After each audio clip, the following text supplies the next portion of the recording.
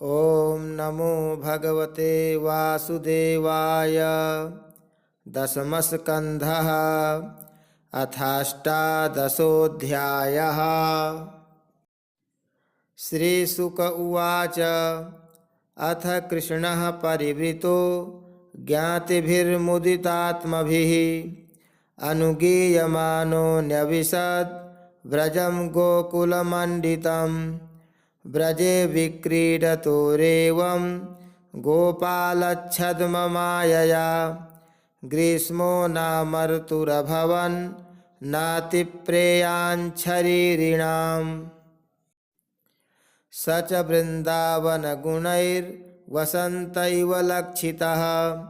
यत्रास्ते भगवान् साक्षात् रामेण सह केशवः। यत्र निर्झरनिर्ह्राद निर्वित्तस्वनझिल्लिकं शश्वत्तच्छीकरर्जीष द्रुममण्डलमण्डितम्। सरित्सरः प्राश्रवणोर्मिवायुना कल्हारकञ्जोत्पलरेणुहारिणा। न विद्यते यत्र वनौकसाम्दवो निदाघवन्यर्कभवोति साध्वले। अगाधतोय ह्रदिनीतटोर्मिभिर्द्रवत्पुरीस्याः पुलिनैः समन्ततः। न यत्र चण्डांशुकराभिशोल्बणा भुवो रसं साद्वलितं च गृह्णते।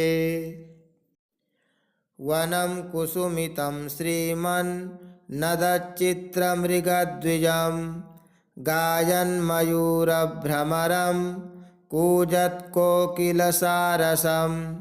क्रीडिष्यमाणस्तत्कृष्णो भगवान् बलसंयुतः।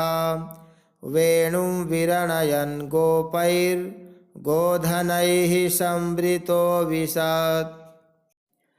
प्रवालबरहस्तबक स्रग्धातु कृतभूषणाः। रामकृष्णादयो गोपा नृतुर्युयुधुर्जगुः। कृष्णस्य नृत्यतः केचित् जगुः केचिदवादयन्। वेणुपाणितलैः शृङ्गैः प्रशंसुरथापरे। गोपजातिप्रतिच्छन्नौ देवा गोपालरूपिणः। ईडिरे कृष्णरामौ च नटा इव नटं नृप। ब्राह्मणैर्लङ्घनैः क्षेपैरास्फोटनविकर्षणैः चिक्रीडतुर्नियुद्धेन काकपक्षधरौ क्वचित्। क्वचिन्नृत्यत्सु चान्येषु गायकौ वादकौ स्वयं। सशंसतुर्महाराज साधु साध्विति वादिनौ। क्वचिद्बिल्वैः क्वचित् कुम्भैः क्वचामलकमुष्टिभिः। अस्पृश्य नेत्रबन्धाद्यैः क्वचिन्मृगखगेहया।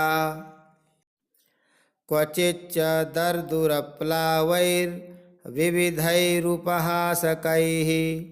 कदाचित् स्पन्दोलिकया कर्हिचिन्नृपचेष्टया। एवं तौ लोकसिद्धाभिः क्रीडाभिश्चेरतुर्वने। नद्यद्रिद्रोणिकुञ्जेषु काननेषु सरस्सु च। पशूंश्चारयतुर्गोपैस्तद्वने रामकृष्णयोः। गोपरूपी प्रलम्बोगा दशुरस्तज्जिहीर्षया। तं विद्वानपि दासार्हो भगवान् सर्वदर्शनः। अन्वमोदत तत्सख्यं वधं तस्य विचिन्तयन्। तत्रोपाहूय गोपालान् कृष्णः प्राह विहारवित् हे गोपा विहरिष्यामो द्वन्द्वी यथा यथं तत्र चक्रुः परिवृढौ गोपा रामजनार्दनौ कृष्णसङ्घट्टिनः केचि दासन् रामस्य चापरे आचेरुर्विविधाः क्रीडा वाह्यवाहकलक्षणाः यत्रारोहन्ति जेतारो वहन्ति च पराजिताः वहन्तो वाह्यमानाश्च चारयन्तश्च गोधनं भाण्डीरकं नाम वटं जगमुः कृष्णपुरोगमाः रामसङ्घट्टिनो यर्हि श्रीदामवृषभादयः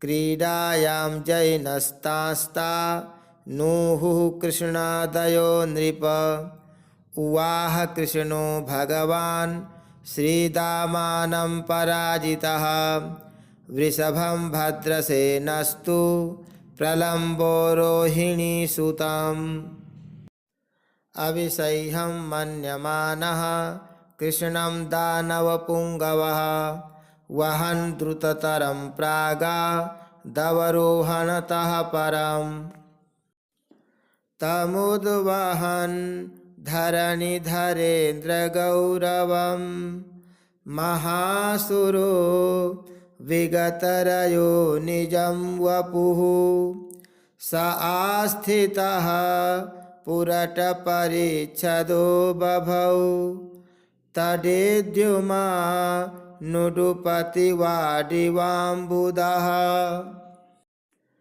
निरीक्षतात् वपुरलमम्बरे चरत् प्रदीप्तदृक् भ्रुकुटितटोग्रदंष्ट्रकं ज्वलाच्छिखं कटककिरीटकुण्डल त्रिशाद्भुतं हलधर ईषदत्र सत् अथागतस्मृतिरभयो रिपुम्बलो विहाय सार्थमिव हरन्तमात्मनः रुषाहनत् शिरसि दृढेन मुष्टिना सुराधिपो गिरिमिव वज्ररङ्घसा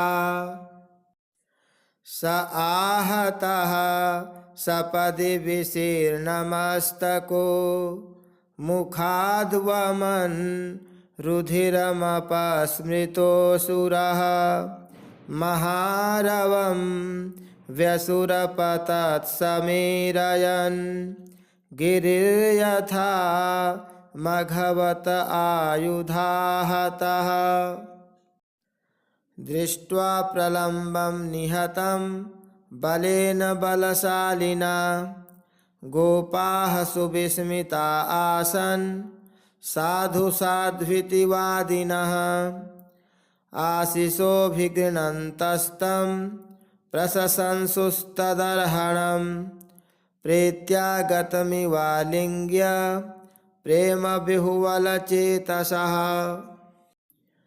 पापे प्रलम्बे निहते देवाः परमनिर्विताः अभ्यवर्षन् बलं माल्यैः शशंसुः साधु साध्विति। ओम जय जय श्रीमद्भागवते महापुराणे पारमहंस्यां संहितायां दशमस्कन्धे पूर्वार्धे प्रलम्बवधो नामाष्टादशोऽध्यायः। श्रीकृष्णार्पणमस्तु।